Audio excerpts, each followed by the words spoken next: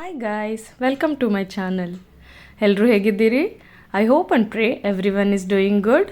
ನಾನಿವತ್ತು ಟೊಮ್ಯಾಟೊ ಆಲೂ ಕುರ್ಮಾ ಹೇಗೆ ಮಾಡೋದು ಅಂತ ತೋರಿಸ್ಕೊಡ್ತೀನಿ. ಅದಕ್ಕೆ 2 ಪೊಟ್ಯಾಟೋಸ್ನ ಚೆನ್ನಾಗಿ ವಾಶ್ ಮಾಡಿ ಕಟ್ ಮಾಡಿ ಕುಕ್ಕರಲ್ಲಿ ಬಾಯ್ಲ್ ಮಾಡ್ಲಿಕ್ಕೆ ಇಟ್ಟಿದ್ದೀನಿ.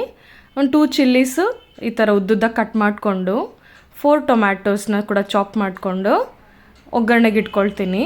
ಒಗ್ಗರಣೆಗೆ ಎಣ್ಣೆಗೆ ಸ್ವಲ್ಪ ಸಾಸಿವೆ, ಜೀರಿಗೆ, ಒಂದು ಹಾಫ್ ಟೀ ಸ್ಪೂನ್ ಅಷ್ಟು ಹಾಕಿ, ಅದಾದಮೇಲೆ ಮೆಣಸಿನ್ಕಾಯಿ, ಟೊಮ್ಯಾಟೊ, ಜಿಂಜರ್ ಗಾರ್ಲಿಕ್ ಪೇಸ್ಟ್ ಎಲ್ಲ ಹಾಕಿ ಕೈ ಆಡಿಬಿಟ್ಟು ಸ್ವಲ್ಪ ನೀರಿನ ಅಂಶ ಎಲ್ಲ ಬಿಟ್ಕೊಂಡ್ಮೇಲೆ ಹಾಫ್ ಟೀ ಸ್ಪೂನ್ ಅರಿಶಿನದ ಪುಡಿ, ಹಾಫ್ ಟೀ ಸ್ಪೂನ್ ಖಾರದ ಪುಡಿ, ಹಾಫ್ ಟೀ ಸ್ಪೂನ್ ಕೊತ್ತಂಬರಿ ಬೀಜ ಪುಡಿ ಮತ್ತು ಉಪ್ಪು ರುಚಿಗೆ ತಕ್ಕಷ್ಟು ಹಾಕ್ಕೊಂಡು ಕೈ ಆಡ್ಕೊಳ್ಳಿ.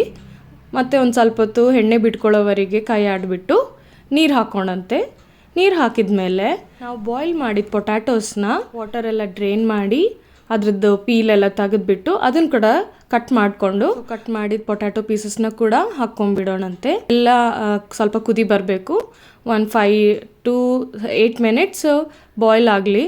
ಎಲ್ಲ ಆದಮೇಲೆ ಇದು ಆಪ್ಷನಲ್ಲು, ಕಾಯಿ ತುರಿ ಬೇಕಿದ್ರೆ ಹಾಕ್ಕೊಳ್ಳಿ, ನಿಮ್ಮ ಇಷ್ಟ.